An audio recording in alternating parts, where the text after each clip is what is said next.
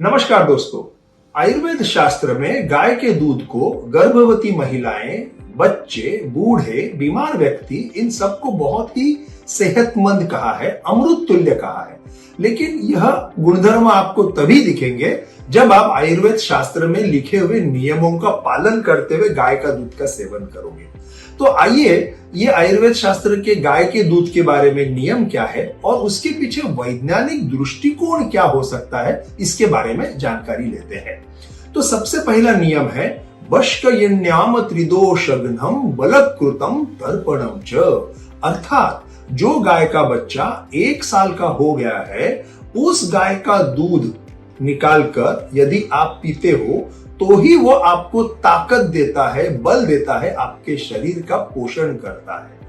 आगे आचार्य कहते हैं बालवत्स विवत्सानाम गवा दुग्धम च त्रिदोष कृतम, अर्थात जो गाय का बच्चा छोटा है, 1 साल से भी छोटा है, या जो गाय का बच्चा मर गया है, ऐसे गाय का दूध तो बिल्कुल नहीं लेना चाहिए, क्योंकि वो दोषों से भरा है, वायु पित्त कफ बीमारियां उससे बढ़ती है।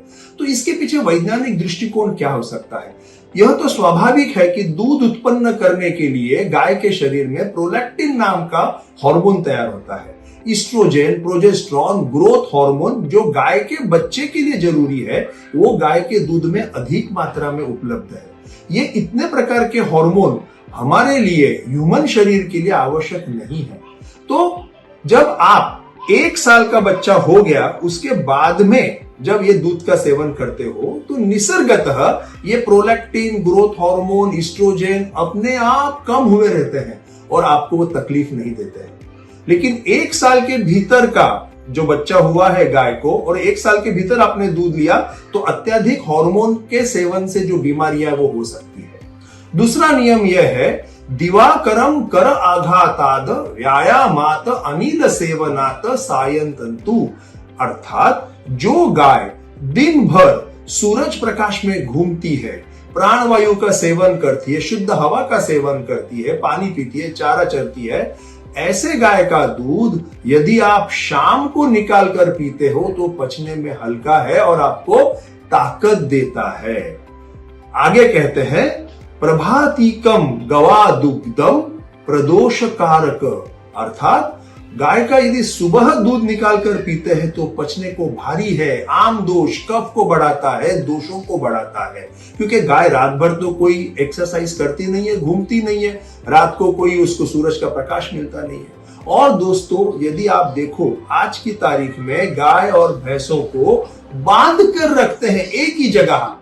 यदि आपको एक ही जगह बांध कर रखा तो कैसे लगेगा? तकलीफ होगी, बराबर। आपके शरीर में स्ट्रेस हार्मोन, स्टीरॉइड के हार्मोन बहुत अधिक मात्रा में उत्पन्न होंगे।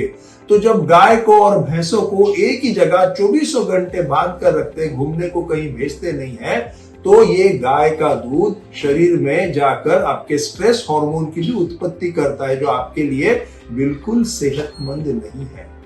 चौथा नियम यह है धारोष्ण गोदुग्धम लघु बल्यम च, अर्थात गाय का दूध जब आप निकालते हो, निकालने के बाद में ठंडा होने के पहले ही यदि आप उसको सेवन करते हो तो पचने में हल्का है और आपको ताकत देता है। इसे शब्द यूज किया है धारोष्ण, निकालते बराबर पीना है। आगे आचार्य भाव मिश्र जी कहते हैं धारा शिशिरम च त्यजेत, यानी अगर दूध ठंडा हो गया, बासी हो गया तो बिल्कुल नहीं पीना है। दोस्तों आज की तारीख में आपको और मेरे को जो दूध मिल रहा है, हमें कहीं पता नहीं है कि गाय को कहां बांध के रखा है, गाय को चारा चराने ले गए, नहीं ले गए, गाय का बच्चा छोटा है, बड़ा है, उसे एक ही जगह बांध कर रखा हुआ है। तो ऐसे दूध का हमें अमृत तुल्य उपयोग कैसे होगा? ये तो हमारी बीमारियां पैदा करेगा। आयुर्वेद शास्त्र में यह भी लिखा है कि अधिक मात्रा में दूध का सेवन या दुग्धजन्य पदार्थ जैसे बटर है, घी है, पनीर को आयुर्वेद में तक्रपिंड कहते हैं, इसका सेवन करने से, शक्कर का अधिक मात्रा में सेवन करने से, गुड़ है, शक्कर है, और व्यायाम न करने से प्रमेह यानी डायबिटीज है, और काफी कुछ बीमारियां जैसे मोटापा है, स्किन डिसीजेस है, एलर्जी है, अस्थमा है, ये सब बीमारियां बढ़ती है। और आजकल आप और हम देखते हैं कि लड़कियों को मासिक स्राव बहुत जल्दी शुरू होता है, क्योंकि यही हार्मोन वाला दूध दिया जाता है। अधिक मात्रा में कैल्शियम मिले, प्रोटीन मिले, इसके लिए दूध का सेवन, दही का सेवन, पनीर का सेवन बहुत हमारा बढ़ते जा रहा है। तो प्रमेह भी बढ़ रहा है, डायबिटीज भी बढ़ रहा है, एलर्जी, सोरियासिस, कैंसर की बीमारियां, ये भी एक वजह हो सकता है कि जो अधिक मात्रा में हम दूध का सेवन कर रहे हैं। तो दोस्तों, जो आयुर्वेद शास्त्र के ये नियम है, ये बिल्कुल वैज्ञानिक है। इन नियमों को ध्यान में रखते हुए अगर आपको दूध मिलता है तो ही आपको गाय का दूध लेना है, नहीं तो नहीं लेना है। आपकी कैल्शियम की और प्रोटीन की पूर्ति करने के लिए आप बादाम का दूध है, रागी यानी नाचनी का दूध है, सोयाबीन का दूध है, आप तिल का दूध है, ये ले सकते हैं। चना है, मूंग है, हरा मूंग है, राजमा है, उड़ीद है, इनमें भी बहुत अधिक मात्रा में प्रोटीन रहता है। तो ये प्लांट बेस्ड प्रोटीन डाइट जिसे हम कहते हैं, जिसमें प्लांट से बनाए हुए दूध का है और ये सब अन्य पदार्थ है, जैसे मैंने चना वगैरह कहा, वो सब का अगर आप सेवन करते हैं तो कैल्शियम और प्रोटीन और अन्य मिनरल्स आपको उचित मात्रा में मिलेगा, आपकी सेहत भी अच्छी होगी।